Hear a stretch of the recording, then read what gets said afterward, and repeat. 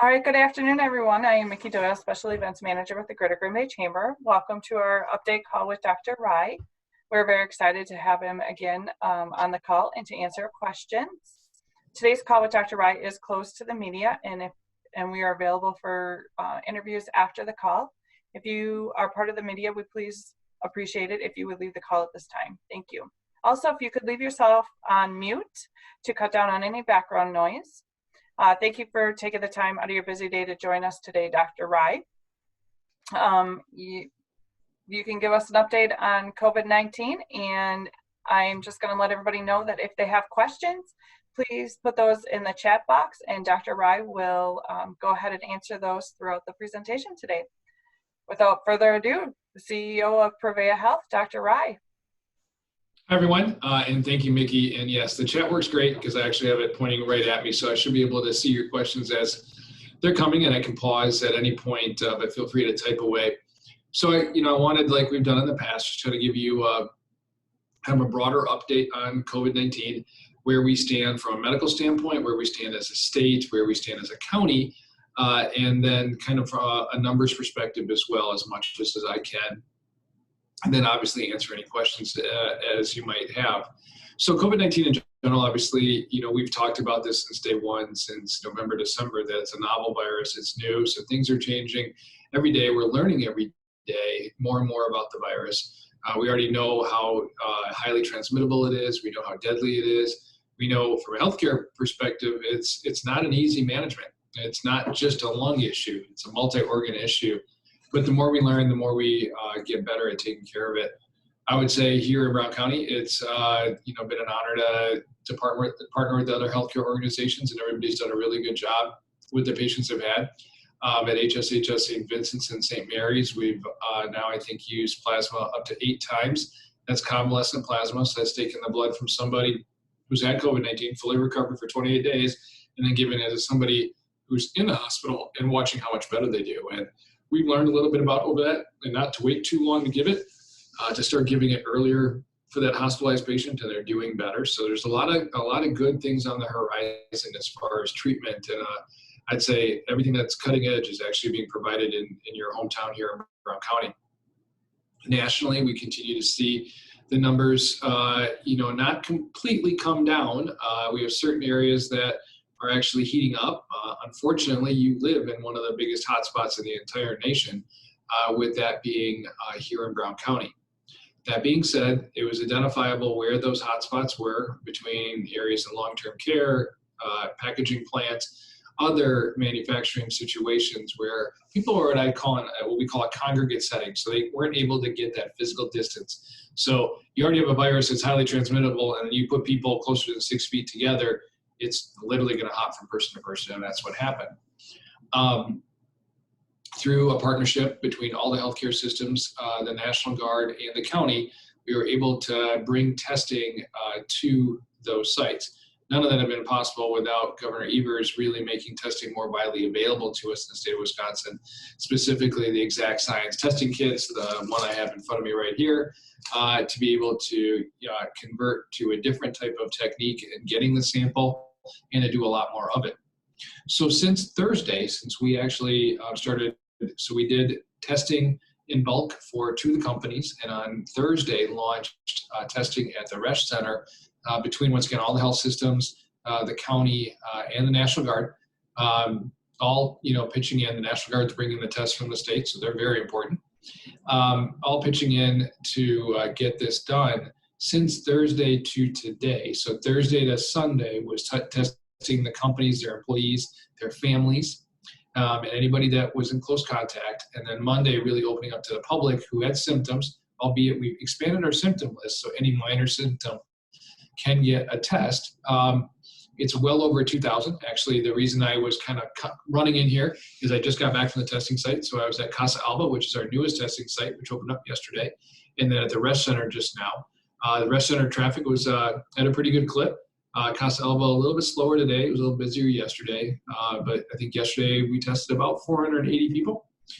So once again, not a bad number. So why are we doing all of that? So it gets back to the Wisconsin plan. So we talked about how the country's doing, but Wisconsin has modeled its reopening of businesses, and this is a chamber meeting, so I want to make sure I focus on that.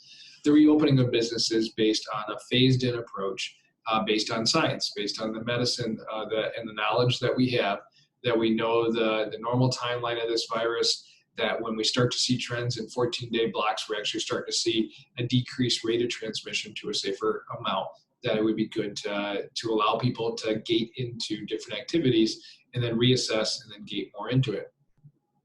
COVID-19 isn't going away, so we've got to learn to work within that, both from a testing perspective and a business perspective and a healthcare perspective.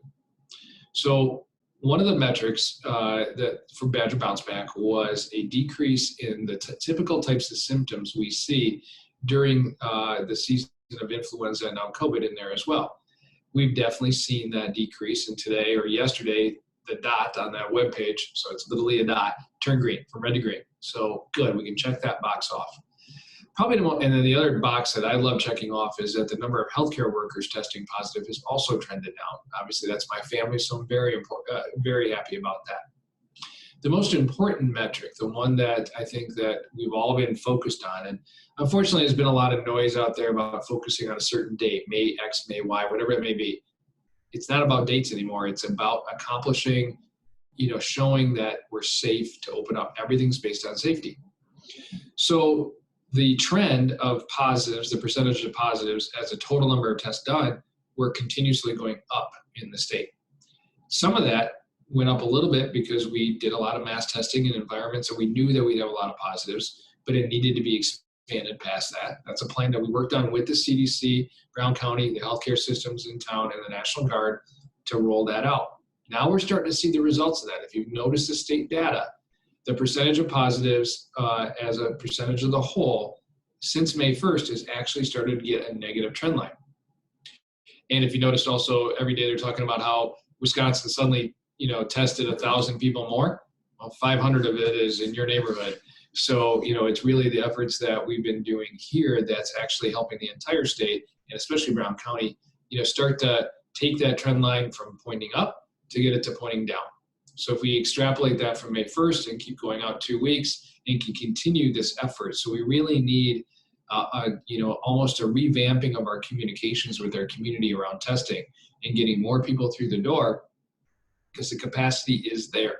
Just because I said it was busy at the rest didn't mean that you couldn't get in 15 minutes. Capacity exists here, and same with Casa Alba, and all the health systems have testing as well. We want to be able to get more of that to show that, number one, we're finding our positives and we can isolate them, we can quarantine them, and we can talk to their contacts and do that contact tracing that's necessary. That's the key component to testing. But also showing it trending downward, which means as we test more of the community, we find out the virus is starting to actually be contained better. We don't have proof of that.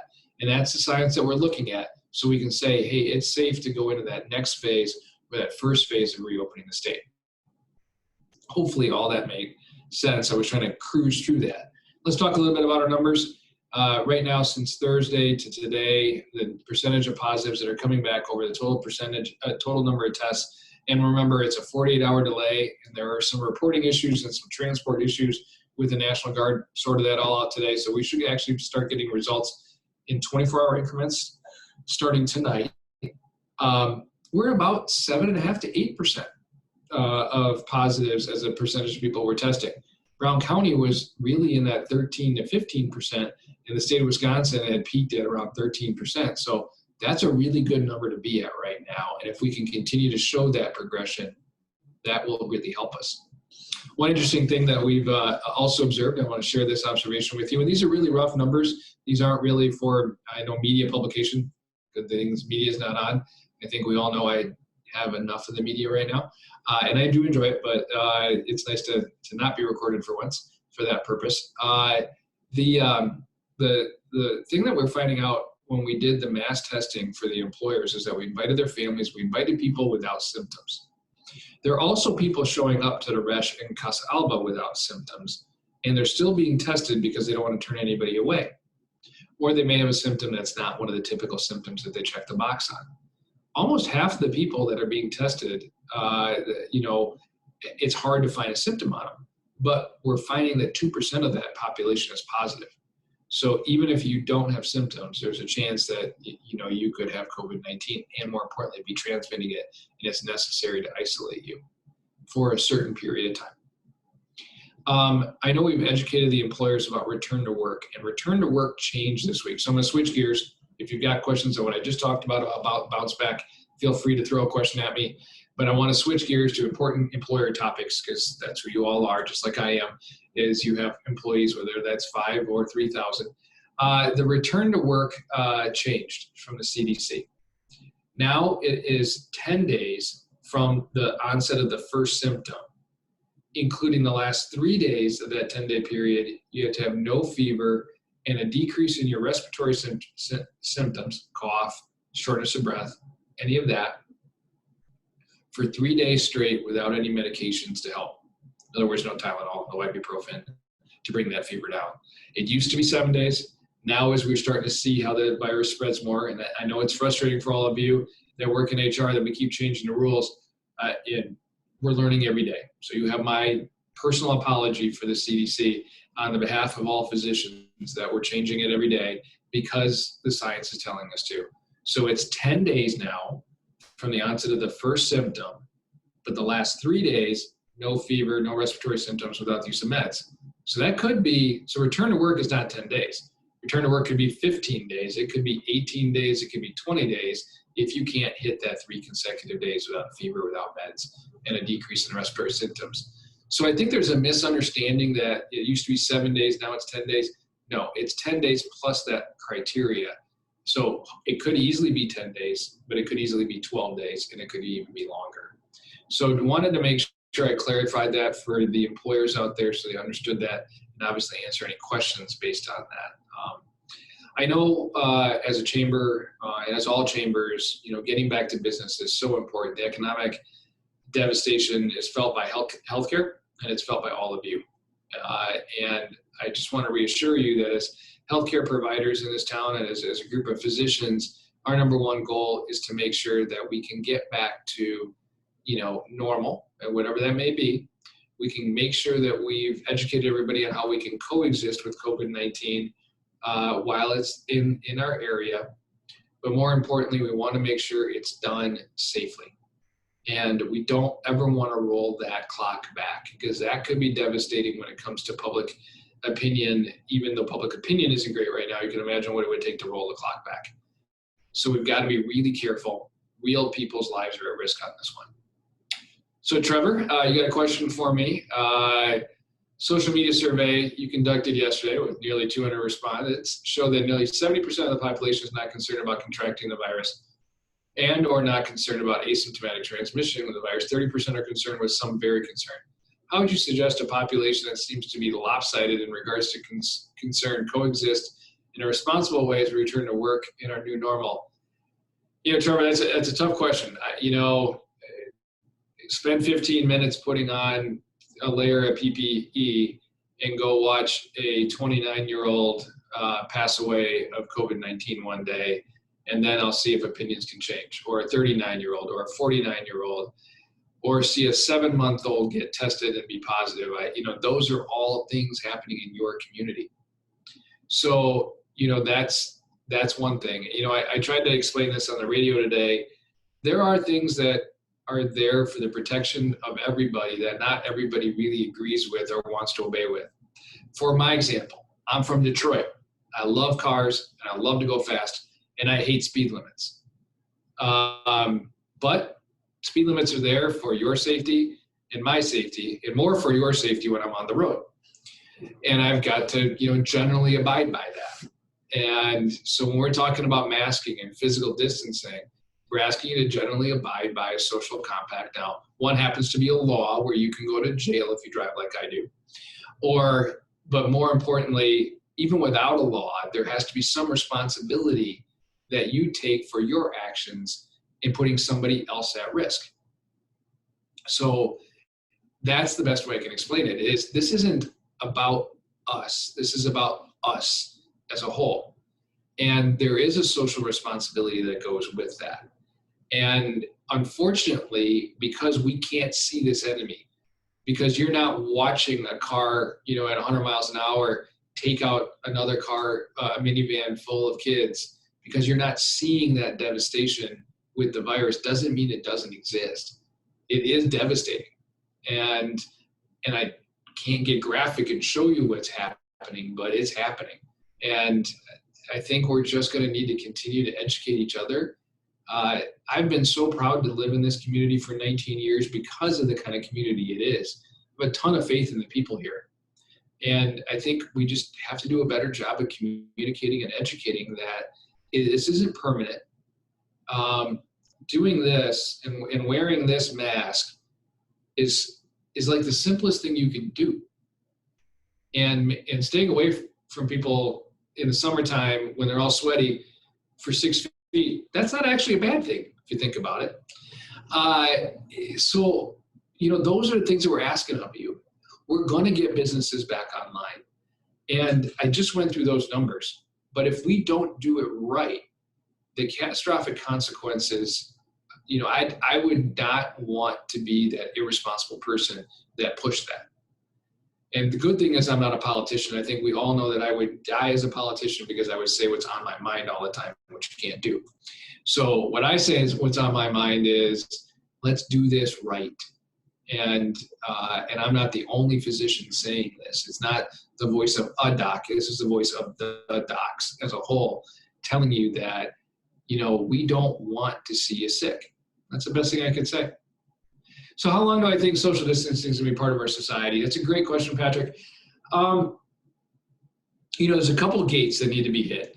Social distancing, the 6 feet, the masking, and will probably be with us for months, maybe to the end of the year, maybe even a little longer. Till we understand the life cycle of this virus, I can't answer that question. A couple of things that can affect the life cycle of a virus. It can genetically kill itself. I mean, it's not that smart. It's deadly, but not that smart. So its genetics can put itself out of existence. We've seen that with other coronaviruses. We could put it out of existence through immunity, through vaccination. Or we could put it out of existence through treatment, basically. So in other words, you get it, we treat you, you're gone, and then it doesn't really matter as much. Vaccination can take anywhere from 6 months to a year. Treatment, that would be oral for everybody, probably about that same timeline. And the part we can't predict is, that genetic suicide that viruses go through as they mutate. They can get really strong or they can get really weak. And it's natural for a small virus like this to mutate really rapidly. So we'll have to watch that carefully, but that doesn't mean that you're going to be locked away from business. Physical distancing and masking and going on with commerce is completely possible. It's just a different way of doing commerce. And those are the adaptations we need. Will counties be progressing in the 3-phase bounce back program the same? For instance, Brown County trends higher than the state's numbers are. Will our county be perhaps stalled in phase 1 while the rest? So right now it's being looked at as a state. I know there's certain representatives that have been wanting to break this out by region or by county. I hope that's none of our representatives, because we'd be the last ones to ever get to do anything given the outbreaks we have here.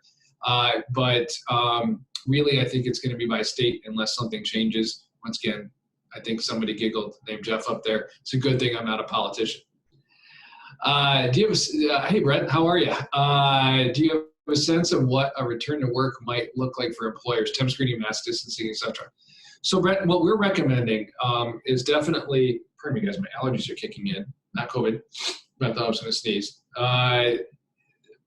What you would, I'll wash my hands here real quick because I touched my nose.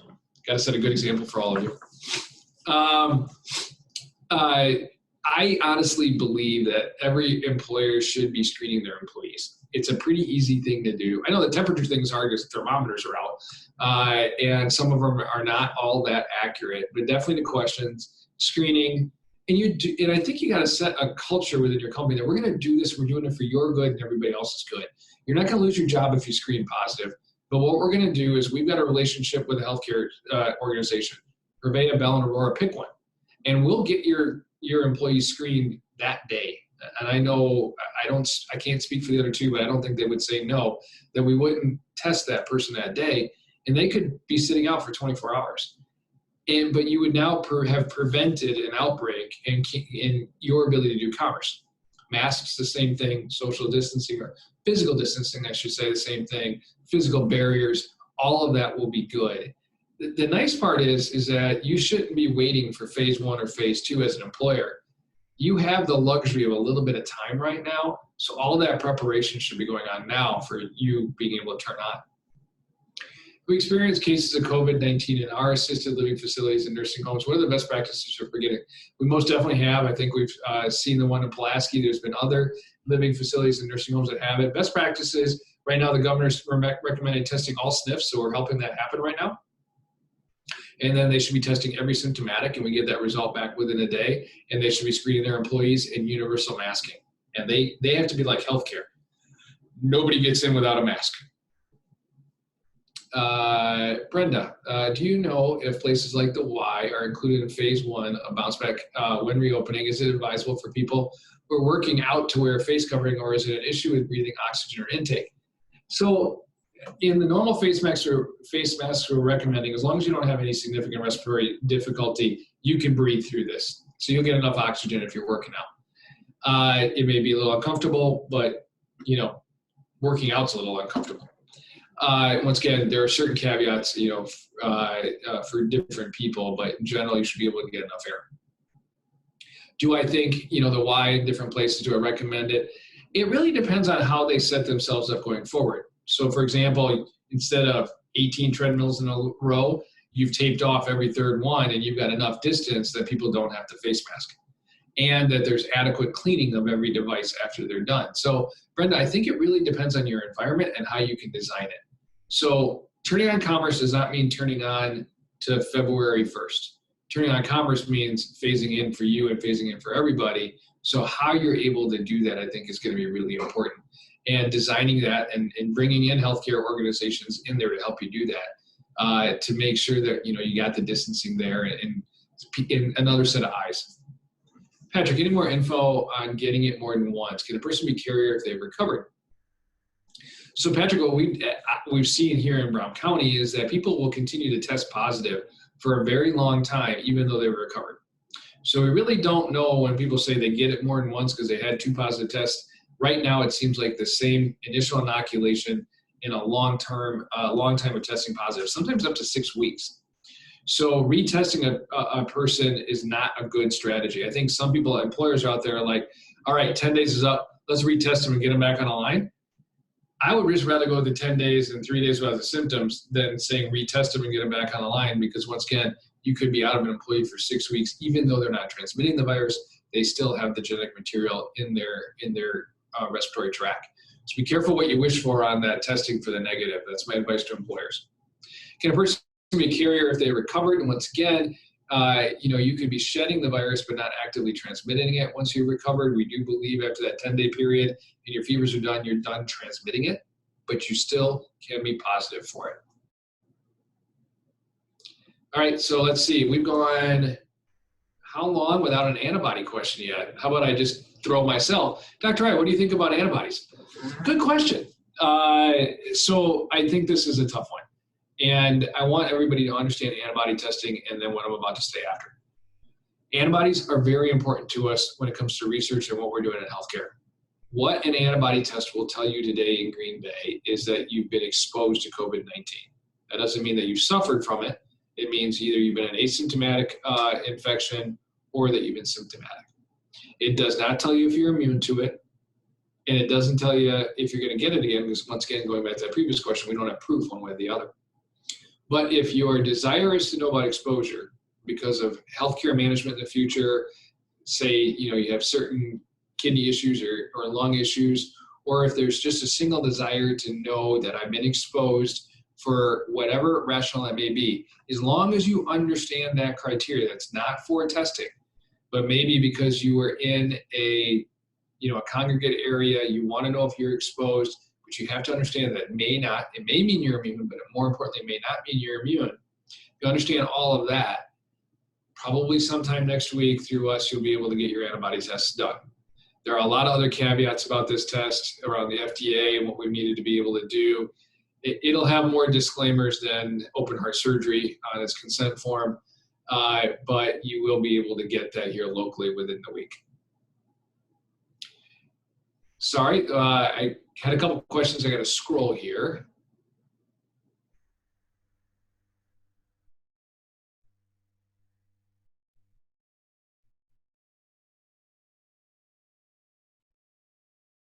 So an employee's family member tested positive. He was to return to work most likely May 11th, out since the 24th. Yesterday, said it was better, that he felt the best way to take medicine. We know this is not the best way as an employer. Can we say that he must test? So I don't think you can mandate a test, but if they are asymptomatic and without fever, and they've been exposed and been quarantined for at least that 10 days, then there's really no reason to do a test other than knowing. And that's where the antibody test could come in handy just for exposure standpoint. But once again, the things that really matter about how it's transmitted is if you're symptomatic at that time, or we can go 10 days since infection if you're asymptomatic. If we've been quarantined and have no symptoms, is traveling outside of the county okay if we're not interacting with others? I believe so. I think, once again, if you're stopping for the bathroom and you can't stay 6 feet away from each other, we'll probably have an issue there that we can talk offline about. But if you could mask in any type of those situations, just like you would go into a grocery store here locally, there's, you can go into a store up there if they're open, mask, keep everybody else safe, keep yourself safe. But go out and enjoy this beautiful state. Our snowbird neighbors are planning to return from Florida soon. Is it recommended that they self-quarantine as before? No, it's because travel, because we have community spread in every area of the country, we don't ask people when they return back to quarantine for any amount of time. And to be honest with you, they're coming back to the second highest area of increases in the country.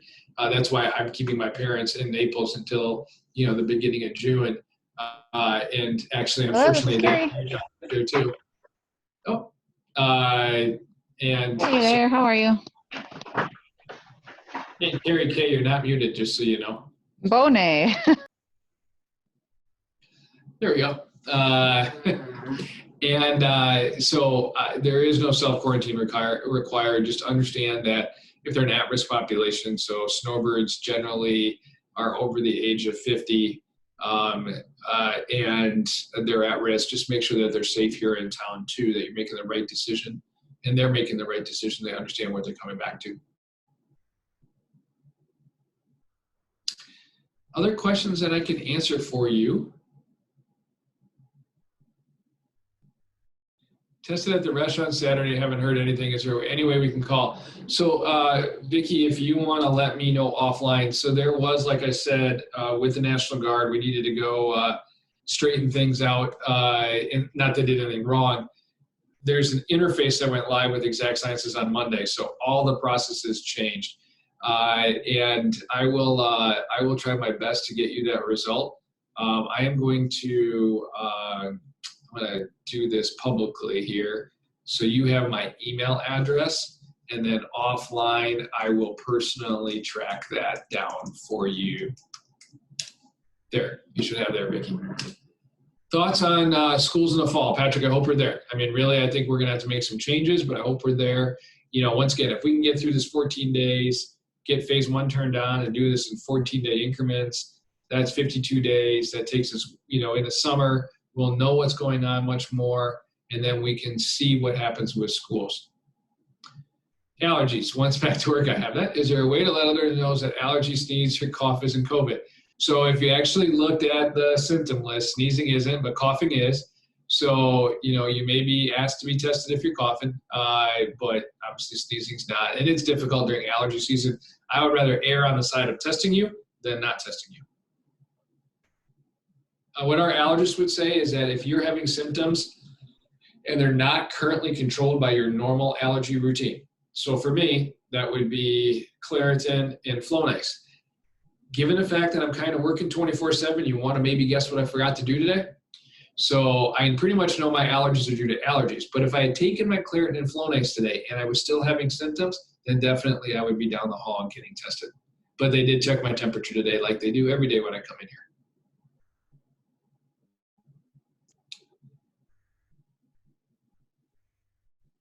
It's great to see everybody's faces for people I recognize around town. I hope we can start to see each other more in person, and if we can be patient, you at least can see from here to here of each other pretty soon. Footer on the bouncer back, it says people 60 years or more, including employees and those medically vulnerable, should continue to shelter in place in phase 1 and/or 2. Does this mean we should ask our staff to self-identify medically vulnerable and not be asked to return to work at this time? I think once again, that's going to be an individual decision on that, depending on what they have in a conversation with their physician about their at-risk aspect of it. Vulnerable has very different definitions, and I recommend a conversation with their physician about what is safe for them to return to or not. Headaches and sore throat for the last few days, you definitely should be tested. You can go to the Brown County website. You can go to prevea.com/virtual care, or you can dial 211 and you will get tested, James. Lori, I think that's, we got another question coming in.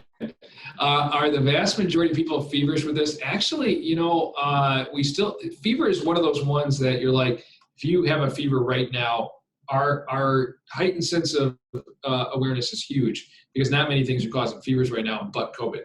But you do not have to have a fever to have COVID. We've seen a ton of patients that have never spiked the temp but had really bad pulmonary manifestations or bad things going on their lungs. Sorry, I gotta not use my medical terms as much. Bad things going on their lungs without a fever. So it's important to check a fever, because that's almost like a do not pass go, do not collect $200, go straight to testing.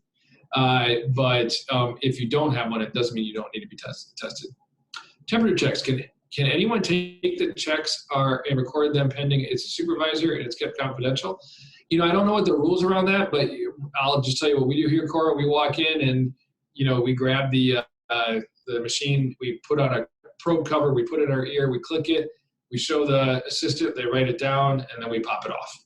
And our HR has approved that. So I really recommend from an HR standpoint, and if you need outside counsel on that, maybe we can ask, the chamber to really look at some good guidance for people on screening to see if some councils could put that together for us so we could publish.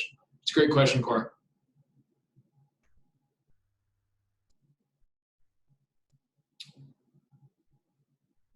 Well, Lori, I think I've got a lull here. I can't even remember how long my meetings are lasting these days. Do we have any other questions?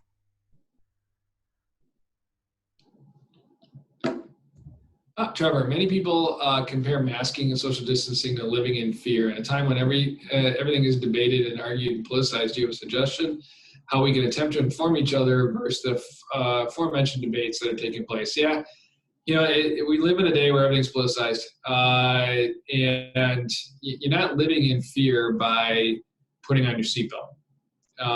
You're not living in fear by looking both ways before you cross the road. You're not living in fear, by doing just the smart things in life. This just happens to be a situation where a smart thing in life is required: physical distancing and a mask. It's no different, and we don't need to escalate it to a level of where we're, creating it, making it a bigger thing than it is. Somebody told me it's just not macho to wear a mask or not manly, and I'm like, well, to me, being a healthcare provider, there's nothing more macho than saving a person's life. So put a mask on. Really, I would actually put it back on somebody who's refusing to wear a mask.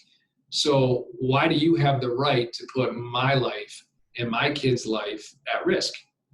And, you have to kind of turn that question around, I believe. I know I'm probably massively controversial by just saying that, but that's the concept that I'm trying to explain. The concept of wearing the mask is saving each other. So you're not allowed to go out there and, put bad things on people all day long. You're not allowed to go out there and hurt people all day long. And you're supposed to do things to protect yourself and others, like wear a seatbelt, like follow the speed limit. No different in physical distancing and wearing a mask.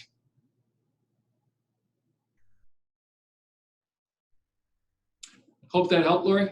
Yeah, Dr. Wright, thank you so much. It's really a unique opportunity that we get to have our own personal questions answered by you, and that you carve out time to really be open to the community to ask questions, get clarity, and really have us have a better understanding. So I really appreciate your time today.